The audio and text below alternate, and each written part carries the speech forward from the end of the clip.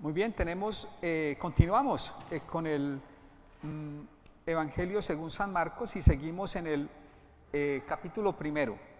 No hemos salido del capítulo primero del Evangelio de San Marcos.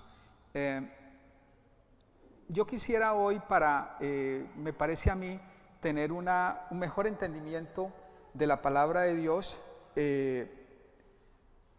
tener dos cosas presentes.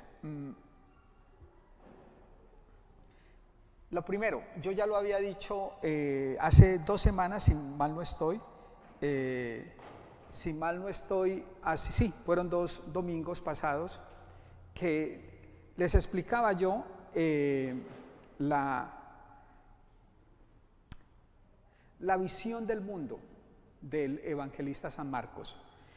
Les decía yo allí, y hay que tenerlo, seguramente lo voy a repetir más veces porque es muy importante cada que leamos San Marcos tenerlo bien claro, cuál es la visión del mundo de San Marcos. Decía yo hace 2 domingos cómo para San Marcos vivimos nosotros en un territorio ocupado por un enemigo.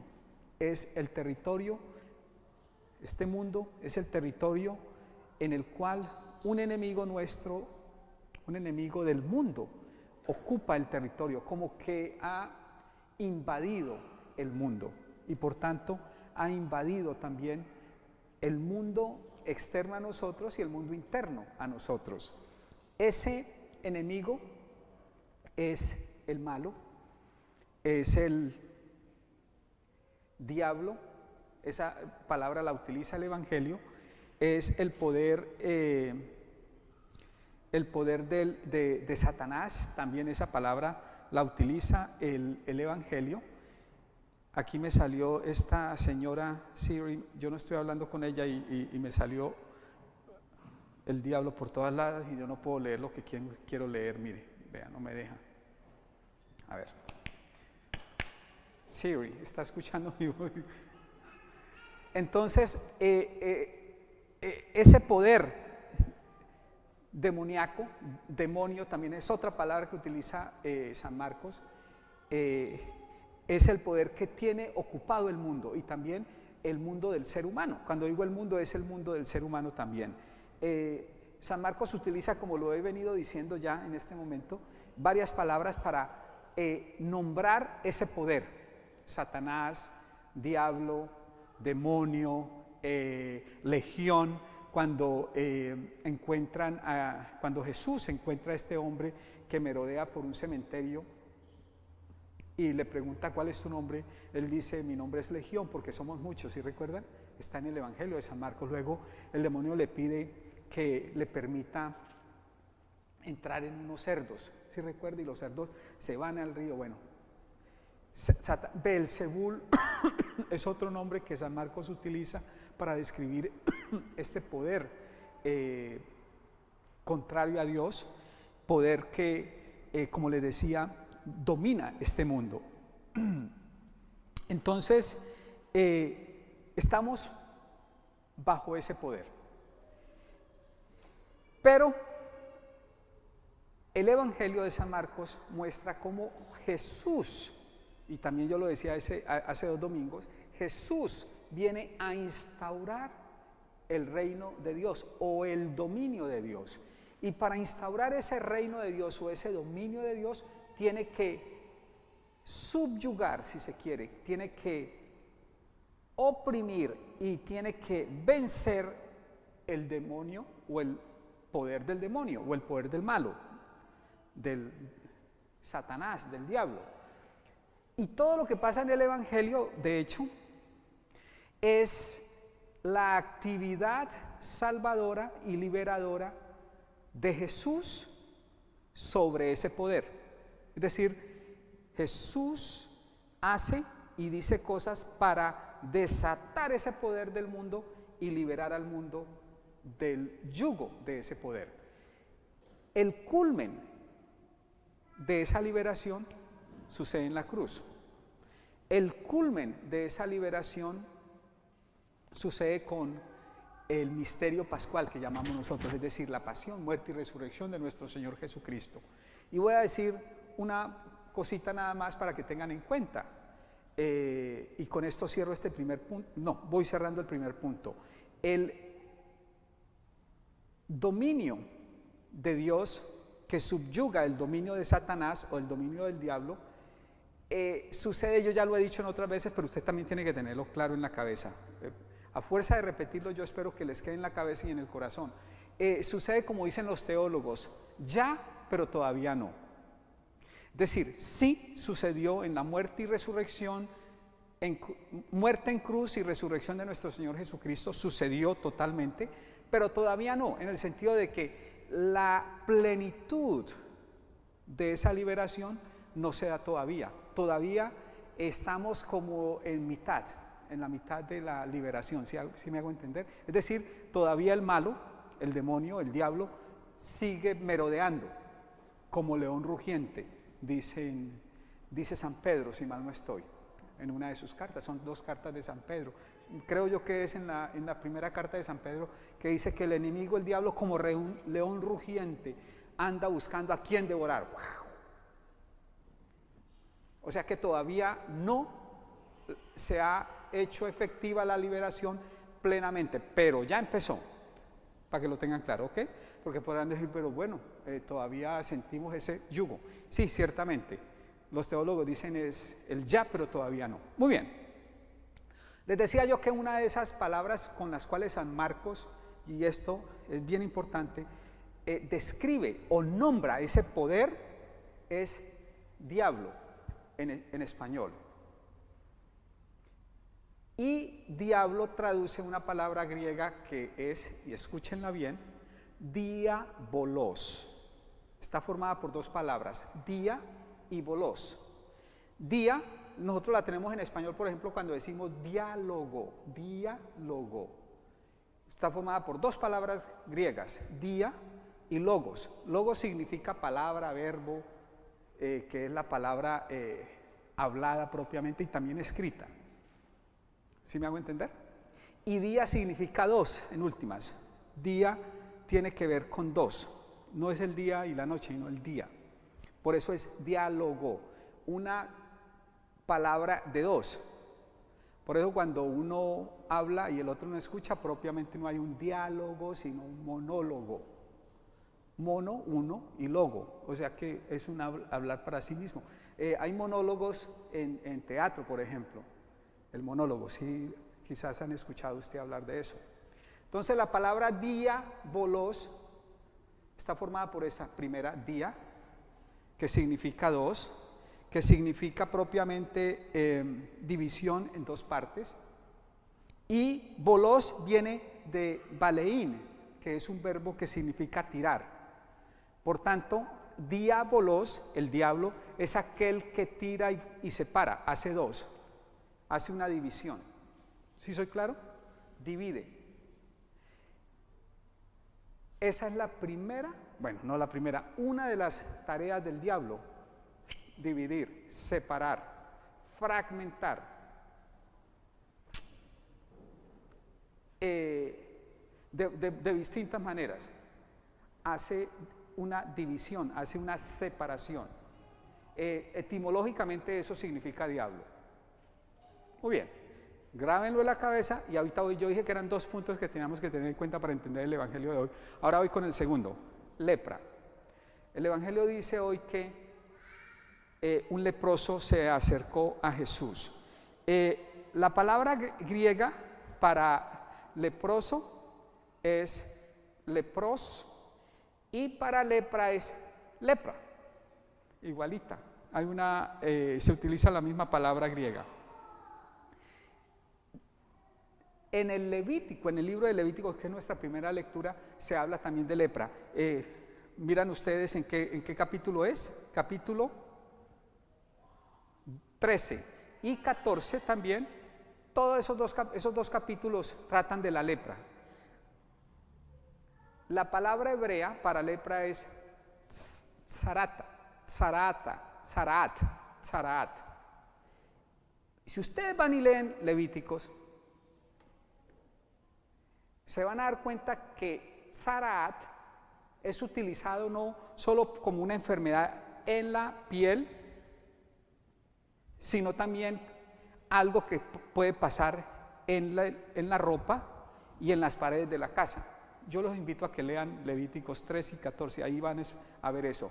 O sea que lepra no solo está en la piel, sino también en la ropa y en las paredes de la casa. Por tanto, tzaraat no es propiamente lepra. La lepra, dicen los estudiosos, yo no sé nada de eso, pero leí, están casi que seguros que en el tiempo en que se escribió Levíticos y en el tiempo de Jesús no existía. No había tal enfermedad como la que nosotros conocemos como lepra, que es la enfermedad de Hansen. Eso no existía. Lo que dice la Biblia sobre lepra es más bien como la eczema, es que se llama, o cualquier enfermedad de la piel que puede tener. Si ustedes, perdón, si ustedes tienen eczema, de tanto rascarse le puede salir como una llaga. ¿Sí han visto ustedes personas que tienen eso? Es algo así.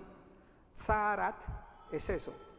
Tzaraat, es tzaraat, es la palabra hebrea. Tzaraat, ¿ok? Tzaraat, me estaba equivocando. Tzaraat. Está utilizada entonces para eso y para el moho que puede salir en la ropa y en la pared. Moho. En español, moho. ¿Sí soy claro? No es lepra como la que conocemos hoy en día. Aquí yo solo quiero que entiendan eso, pero lo importante es lo que la lepra o esa tzaraat hacía en la persona o en las cosas que tenían la tzaraat. Vamos a decir en las personas. ¿Qué pasaba en la persona? La persona quedaba aislada. La palabra dice, la primera lectura, que tenía que vivir fuera del campamento. Por tanto, la persona quedaba fuera del campamento y no tenía acceso a estar con la comunidad, a tener una relación fraternal y tampoco a tener una relación con Dios, porque no podía ir al templo, no podía ir a la sinagoga. O sea que la tzaraat hacía que la persona quedara relegada, quedara separada de la comunidad y también de Dios. ¿Es claro? Ahora unan las dos cosas que yo dije: lepra y diabolos.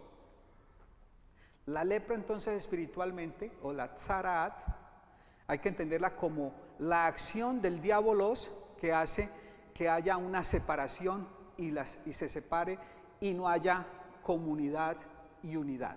¿Sí soy claro? Eso es la lepra en últimas, según el Evangelio. Y por tanto, el poder de la lepra es el poder del diabolos, que hace que se separe la comunidad, se separe el ser humano, que se separe la comunidad en su relación comunitaria y en su relación con Dios. Hay una separación, hay una división, y por tanto que la persona quede relegada, que la persona quede en soledad y en solitud, si se quiere. El poder de Jesús propiamente que vemos en el Evangelio es el poder de reunir, el poder de congregar de nuevo, poder que va en contra del poder del diabolos, que es el que separa y divide. Esa es la buena nueva del Evangelio del día de hoy. Parece a mí interesante que lo vean primero ahí. Ahorita lo podemos aplicar a la vida espiritual, luego de que yo he dicho esto. La iglesia, y podemos nosotros interpretarlo de manera válida, como el diabolos y la lepra o el tzaraat es propiamente el pecado que nos aleja de Dios y nos divide de Dios, no permite que haya una unidad entre el yo y Dios, y entre el yo y el tú en mayúscula, y el yo y el tú en minúscula, es decir, el ser humano y Dios, y el ser humano y sus hermanos. El diabolos es el que daña esa comunidad, esa comunión, y el Señor es el que viene a formar la unidad. El pecado es lo que hace eso en nuestra vida, nos divide. El pecado que es propiamente acción del diabolos, nos separa de Dios y del hermano. Entonces la invitación es simple y sencilla. El Señor Jesús tiene el poder de congregarnos de nuevo. El Señor Jesús, si ustedes se dan cuenta, según la ley de Moisés, no podía tocar a este hombre que tenía lepra, porque al tocarlo quedaba él también impuro.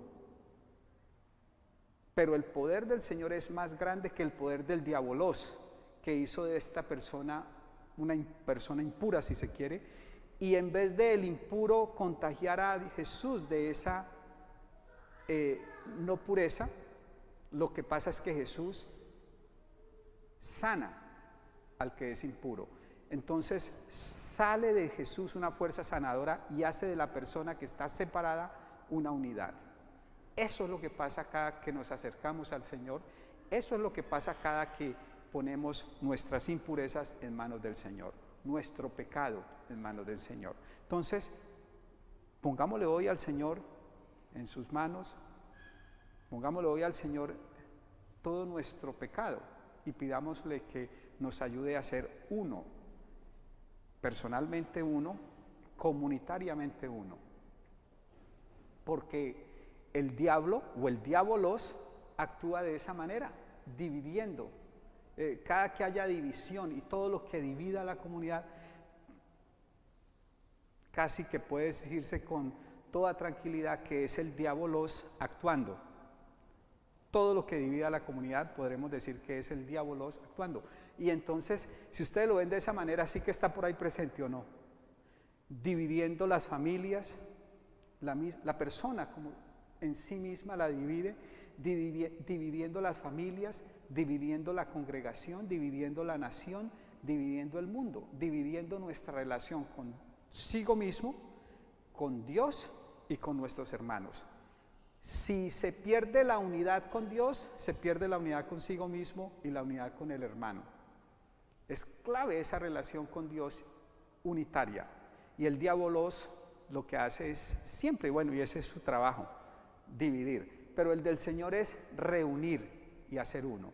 Por tanto, tenemos que ponernos en las manos del Señor para que nos haga uno. Y eso es lo que hace el pecado en nuestra vida.